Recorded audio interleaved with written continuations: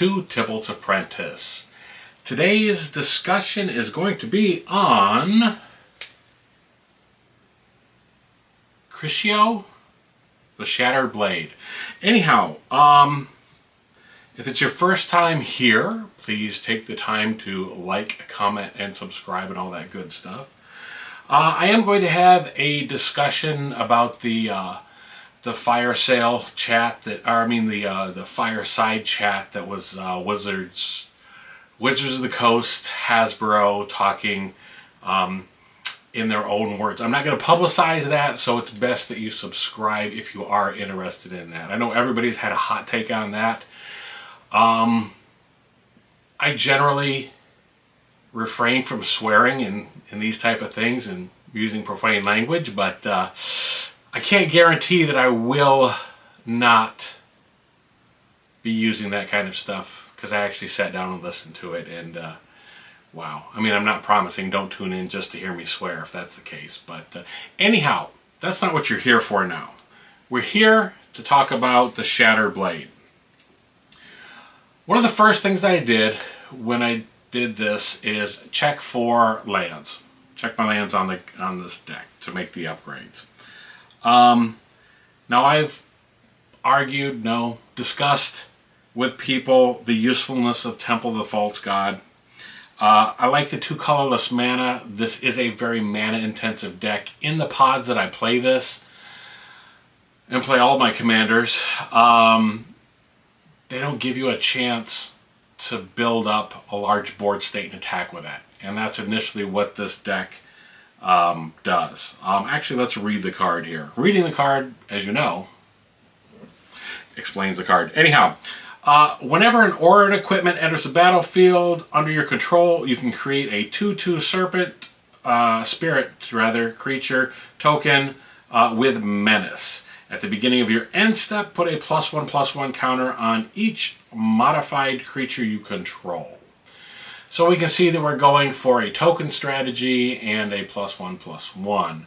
At least that's what the assumption is as soon as people see this commander. I want to work against type. That is to say, when I build a deck, I look at what the commander does and I try to figure out how to win without actually playing the commander. Or I choose to win in some other way than what is obvious on the commander. In this particular case, though, what I'm doing is I am just trying to lower the curve on this deck a little bit more.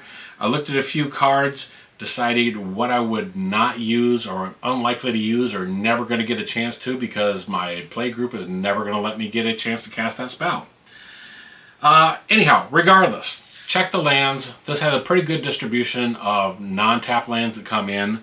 So I actually took out 2 basic lands, 2 forests to be specific. I put in a Temple of the False God, and I put in a Turn Timber Grove. And again, because we want our creatures to have modifications to them, the fact that we can put a +1/+1 counter, I know there's already 1 land in the deck that does that.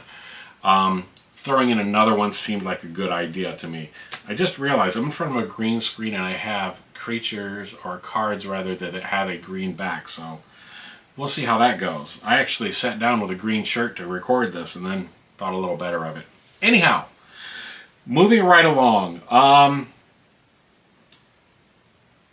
Rishkar's Expertise is a card that I pulled out basically because of the high mana cost.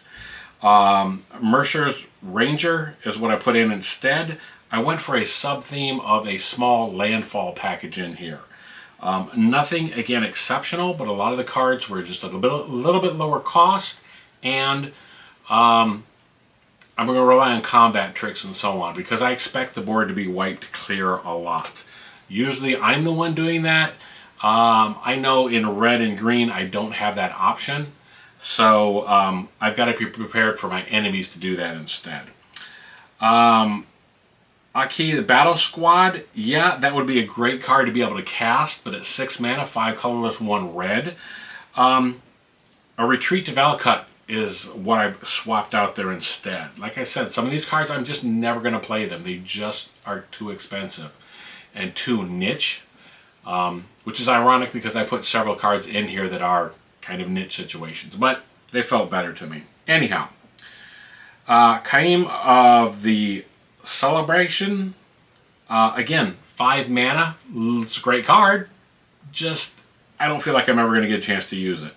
So instead, again, sticking with that landfall, retreat to Khazad-dû.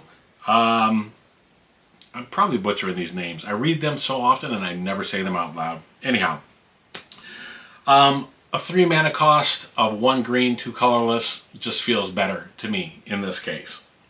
As a matter of fact, Shamanic Revelations, though it costs 5, I swapped out for another 5, which is only 1 green and 4 colorless. But I like the options of what Return of the Wild Speaker does.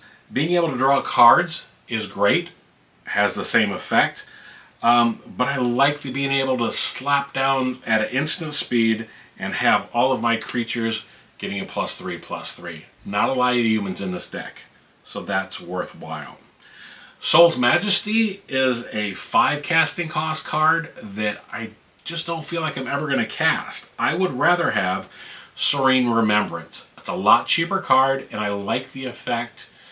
I am imagining that playing this game, instead of digging deep into the mid-game and getting that 5 mana to cast the spell, I will have already cast smaller value cards and want to get them back along with Serene Remembrance itself. It's a handy card to have. And so, moving on. Vastwood Surge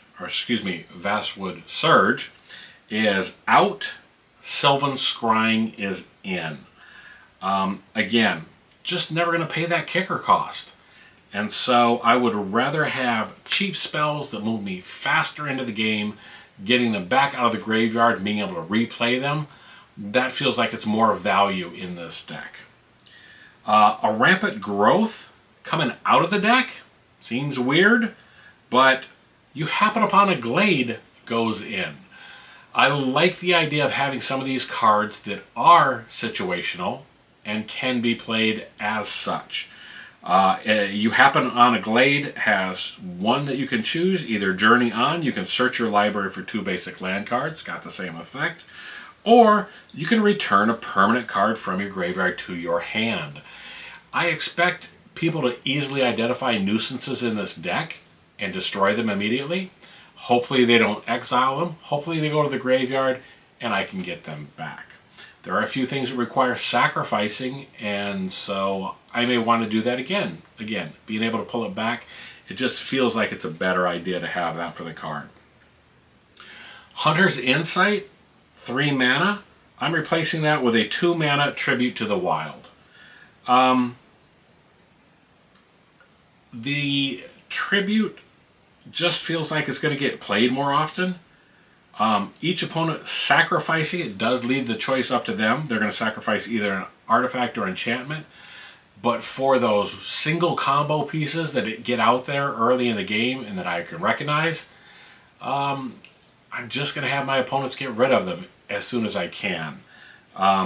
This would be a good card. Again, it's instant speed. It would be a good card to get back and play later on in the game. And finally, we're going to go with Collision of the Realms. Collision of the Realms, great card, just way too expensive. I would rather have a double cast. It is 2 red. I understand that. It's going to be situational. I have to have another instant or another sorcery. But so many of these cards have lowered costs that I can play multiple spells in a turn. And doubling up on those effects or abilities, I think, could be clutch. I could be wrong. I'm looking for your suggestions too. If you have anything that you want to put in the comments down below, kind of let me know if I'm going in the wrong direction with this, or if you have a better build, or maybe there's just straight up some combos that I should have put in here instead. Leave those down below. I'd love to discuss them with you. Thanks again for taking the time to watch.